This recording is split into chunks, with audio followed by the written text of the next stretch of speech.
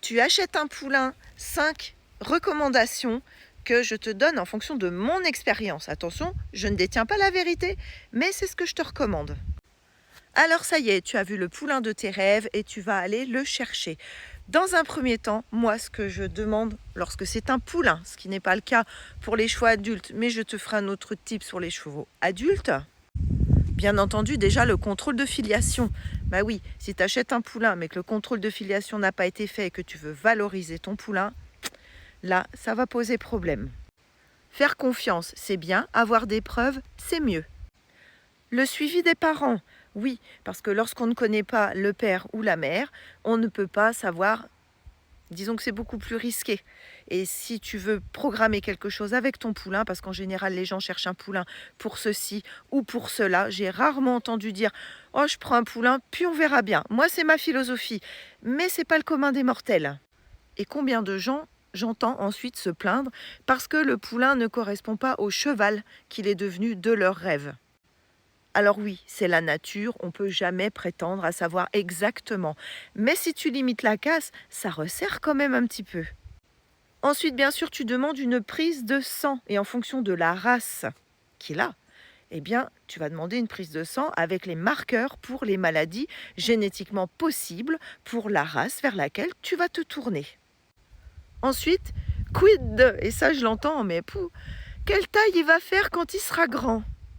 Je t'avoue que celle-là, je l'ai posée aussi quand Kiorli avait 2 ans et demi. Mais bon, c'est une histoire à part, puisque moi, je ne savais pas précisément ce que je voulais en faire. Donc dans l'absolu, c'est pas très grave. Mais pour éviter d'avoir un cheval trop petit ou trop grand par rapport à ce que tu souhaites. Bon, bien entendu, les parents. Les conditions de vie, est-ce qu'il est bien nourri, pas bien nourri pendant la gestation, après la gestation? Comment a-t-il été sevré? Quel aliment a été utilisé? Quel complément a été utilisé? Et enfin, le truc infaillible, les radios. Les radios, ça ne sert pas que pour voir la croissance ou la fin de croissance. Ça sert aussi à t'assurer que tout va bien au niveau nonos de ton cheval, tu vois. Par exemple, moi, Kiorli, il a le syndrome dorsal épineux. Il est en stade 1. Si j'avais fait des radios, je l'aurais forcément vu. Et enfin, pour la taille, tu peux savoir s'il est en fin de croissance, en milieu de croissance ou en début de croissance. Bien entendu, tu vas venir le voir à plusieurs jours d'affilée et parfois même à la dernière minute. Ça évite à l'éleveur malveillant ou au propriétaire malveillant, parce que c'est plutôt là où ça se passe, de te présenter un cheval qui aurait, ou un poulain, peu importe, qui l'aurait épuisé le matin pour le rendre vraiment calme quand tu vas venir, par exemple. De lui faire des infiltrations la veille quand il sait que tu vas venir, etc.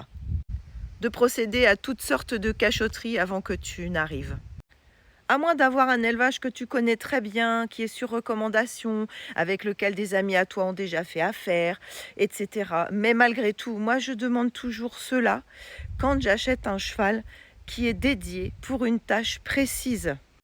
Ma cavalerie là n'est pas du tout dans ce besoin, parce qu'en fait Papy est issu par un sauvetage, mais presque. Je t'ai déjà dit, Papy il a eu un passé compliqué. Notre poulinière, elle a déjà fait 8 poulains, c'est son 9e quand elle est arrivée. Je savais que c'était une poulinière en fin de carrière, donc elle va rester avec nous, je lui demande rien de particulier. Et quant à Kiorli, c'était mon premier cheval, mon étalon.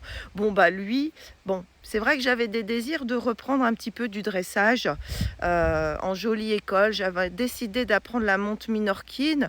Voilà, c'est raté, mais étant donné que j'avais pas de projection dans le futur, au final, c'est pas bien grave. En fait, moi, j'ai choisi mes chevaux parce que je vis avec eux.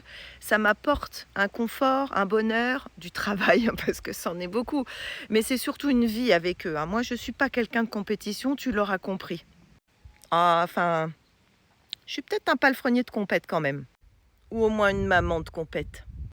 Enfin voilà, si toi, tu as d'autres détails que tu penses à rajouter, n'hésite pas à mettre dans les commentaires puis la photo du poulain que tu as choisi, puis voir ce qu'il est devenu aujourd'hui, puisque maintenant on peut mettre les photos de nos merveilles en dessous. Allez, à bientôt la team Azabache, porte-toi bien, bisous.